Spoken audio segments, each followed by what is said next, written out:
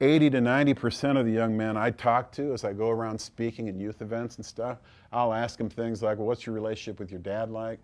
I mean, it's always rolled eyes, angry clouds come over their face. I'm sure you've seen that as well. And the thing is, when you talk to them and you see their faces, you recognize where the struggles are coming from. Yes, they're looking at things they shouldn't look at, but there's a lot of wounds that they're trying to medicate as well. And a lot of us, we don't like to think of ourselves as medicating pain. Okay, I'm a man, I don't have wounds. Sorry, you know, if you have sexual sin, you probably do have some wounds in there somewhere. And it's something that we as men need to address and get healed so that we don't have to chase after sexual sin to try to get some kind of relief from those wounds. Now, listen to what a addictions counselor told me about this particular issue and the connections with fathers, okay?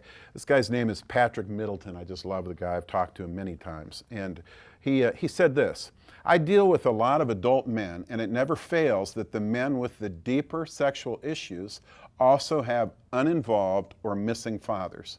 Their sexual issues are directly and severely impacted by their dad's failures as a father. Now, that's to be expected, okay? Because there's a point in the development of boys into man where they need to make a tighter connection with their fathers during that time frame, all right? And it's usually between 11 and 13. He needs to have that deeper relationship. And this is what Patrick said. Fred, I know this sounds weird, but I've never found a better way to say it. The dad has to be close enough to his son to be able to call the heart of the man out of the son, okay? I talked about my heart, never really knowing I was a man because my dad never said so. See, my dad needed to call that out of me.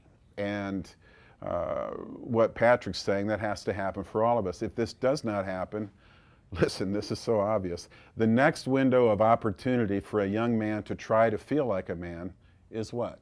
Through his emerging sexuality, okay? Can't find his manhood, dad's not there, doesn't know if he fits in the world of men. So instead he goes into the world of women and begins to show his masculinity through his sexuality. All right. So if dad isn't there early on in adolescence to help answer the questions, the boy will use his sexuality as an arena to answer his questions about being a man.